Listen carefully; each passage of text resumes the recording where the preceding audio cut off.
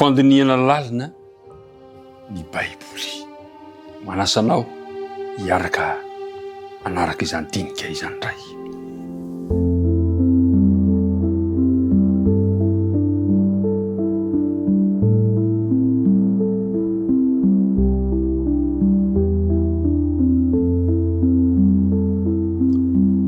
Miarabantsika rehetra amin'ny anaran'i Jesosy Kristy tompontsika. Tafahoana indray, tafaraka indray amin'izao andro vaovao izao. Ny fitahiana, ny fahasoavana ane ho aminao ary ny fiadanan'ny tompo anjaka ao am-ponao sy ny ankohonanao. Lia hiaraka hivavaka isika. Ray malala any an-danitro, faly indray ny fonay tafaraka aminao. Hiaraka andinika ny teninao. Tomoera ty amponay. Aoko tsapanay fa eto ianao. Ary aoka ianao amindra fo aminay mandrakariva ka anadio anay ho afaka amin'ny tsy fahamarinana rehetra. Ankataka ny fanena masina ary izay mba arotsaka ao ty amponay, azoana mandinika mianatra ny teninao. Tononona sengatana nivavaka aminara Jesosy. Amen. Ny andinina atao tadina no anomboantsika atrany izao fiarahana izao. Isaia 45 ka ny andininy faraky ambin'ny folo. Mino fa fampisosa tsy moramora ao ambavantsika izy. Manao hoe, dia ho tahaka izany ny teny izay alokon'ny vavako. Tsy hiverina amiko foana izy raha tsy efa nahatanteraka izay sitrako ary ambinina amin'izay ampandehanako azy. Zany ny fikasan'Andriamanitra. Omen'Andriamanitra anao ny teny mba hahasoa ny tsirairay avy. Zany ny fitiavan'Andriamanitra. Fandiniana lalina ny Baiboly. Isika zany dia miditra lalina, mandinika ny lalina ny Baiboly. Zao no voalaza ny filazantsarany Jaona 5 ka ny andininy 7. Zao ny tenin'i Jesosy, Jaona 5, andininy 7. Dinio nareo ny soratra masina. Satria ataonareo fa ao aminy no ananana fiainana mandrakizay, ary ireny no manambara. Dinio nareo. Le hoe dinio dia tena mianatra amin'ny fotoana mety tsara, amin'ny toerana voatokana tsara, mandinika lalina ny Baiboly. Tsy mitovy ny hoe mandinika sy hoe mamaky. Mandinika dia tena mametraka fotoana sy toerana anankiray. Ry mpiara-midinika namana, na dia atao hoe tsy voatery ho manam-pahaizana be azy ianao vavakaliany Baiboly, fa na amin'izao toerana misy anao izao ataontsika izao, dia efa mandinika sy mandalina ny tenin'Andriamanitra isika. Ahoana ary ny fomba atao mba ahafahantsika mandalina lalina kokoa ny Baiboly. Ny voalohany amin'izany dia izao, vavaka. Manana anjara toerana lehibe eo amin'ny fandiniana ny tenin'Andriamanitra ny vavaka. Zany hoe, alohan'ny andiniana ny tenin'Andriamanitra na ny Baiboly, dia sokafana ary faranana amin'ny vavaka ny Baiboly. Ny fandiniana ny Baiboly. Zany hoe manasa ny fanahy masina isika, hitari-dalana antsika, anoloko-hevitra antsika, mba fantatra ny fahamarinana, ary hitarika antsika ihany koa amin'ny fifantohana, ka amin'izay fotoana izay mandositra ilay fahavalo. Ahoana ihany koa ny fomba handiniana lalina ny Baiboly? Mamaky dia mandray an-tsoratra.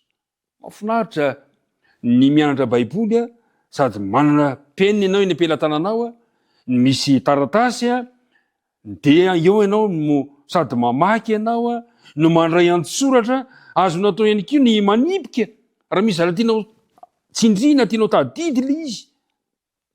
Tena ilaina zany ny manoratra, ary raha toka tsy afaka manoratra ianao, dia rehefa mianatra ianao dia zao, vakio amin'ny feo mafy ilay Baiboly, dia misy zavatra mipetraka ao anatiny izay tsika ao. Zao no voalaza ny Davida amin'ny Salamo 121.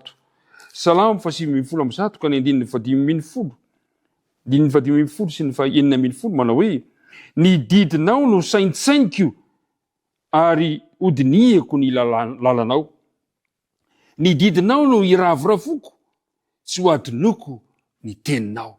Ilaina zany ny mametraka ao an-tsaina mandrakariva ilay tenin'Andriamanitra. Zay hoe mamaky dia mandray an-tsoratra. Ny fahatelo, mba ahafahantsika mandinika lalina ny Baiboly, dia zao ny tari-dalàna fahatelo, mizara.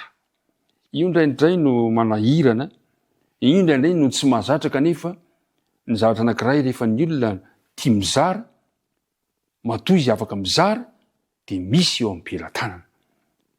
Ary ianao tsy afaka mandray zavatra am-pelantanana raha tsy zarainao, foananao aloha am-pelantananao dia misy ndray rehefa avy eo. Zay le hoe mizara, zarao amin'ny olona iray izay nianaranao, izay nivakinao, izay nisoratanao, ary amin'ny fotoana izay izaranao azy, de le zavatra noraisina atao an-tsaina, de tadio fa hitondra fampahirezana ho an'ny hafa izany. Andeha ary ho fitiantsika vetivety ilay fandalihana lalina ny Baiboly. Voalohany mivavaka ianao. De zao ndre hoe mamaky sy mandray an-tsoratra, mifidiana boky fohy amin'ny Baiboly anombohana azy ohatra hoe ny bokin'ny Jona, filazantsara ny Marka, sy ny zavatra sasansasany ao, de tohizanao tsikelikely izany. Zay zany fomba tsotra indrindra. Mandinika ianao mamaky boky anankiray na mandinika toko anankiray, de rehefa dinihanao izy de mivavah amin'ny fitarihan'ny fanahy masina anao mba ametrahany teny ao am-ponao avy amin'ny lala zany teny. Zay no mahatonga Jesosy le teny manao hoe dinionareo ny soratra masina. De zao vakio am-bavaka lay andininy. Tsy pio zay hevitra manan-danja, tsy pio. De rehefa avy eo eto am-bavaka le izy, de avy eo mieritreritra am'izay manao hoe iza ny olona mba izarako an'izany teny zany. Mivady aman-janaka ao ve? Mpiara-miasa aminao ve? Mpiara-monina aminao ve? Mpiray vodorindrina aminao ve?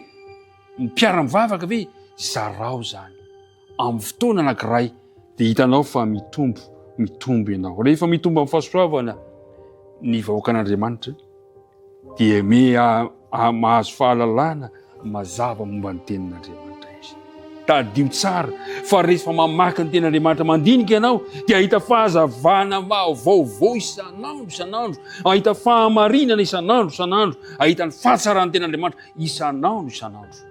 Na dia atao hoe toko sy andininy ray aza dinianao isanandro, dia misy vaovao men'Andriamanitra anao, fahazavana vaovao, satria ny fanahy masina mitarika an'ity ianao. Ka ho tanteraka amintsika ilay teny amin'ny Salamo 5:7 ka ny 5:10. Rehefa mandinika ianao, rehefa mianatra ianao, dia zao no lazain'ny soratra masina amin'ny Salamo 5:7, 5:10. Fanilo ny tongotro sy fanazavana ny lalako ny teninao. Ary mpiara-midinika namana, engeny androany mba hisy fahazavana avy amin'ny tenin'Andriamanitra eo amin'ny tontolonao androany. Engeny ny tenin'Andriamanitra no fanilo sy fanazavana ny fiainanao androany. Mahireza ny tompony hombanao. Ne hivavaka isika. Andriamanitra ray eo, misotranao izay fa nomenao taridalana mba ahafahany mandinika lalina ny teninao. Vavaka, fandiniana teny na toko anankiray, fangatahana ny fanahy masina, ary fanapa-kevitra hizara izany amin'ny hafa. Ampio zahay manao zany fanandramana izany, ka ilay teninao izay nozarainay, ny anaranay, dia mba fanilo sy fanazavana tokoa ny lalina izay ho tiavinay eto amin'ity fiainana efa feno fahamasinana ity. Dia mitahiany tsirairay avy, mitahianay amin'ny anaran'i Jesosy nangatana ny vavaka. Amen.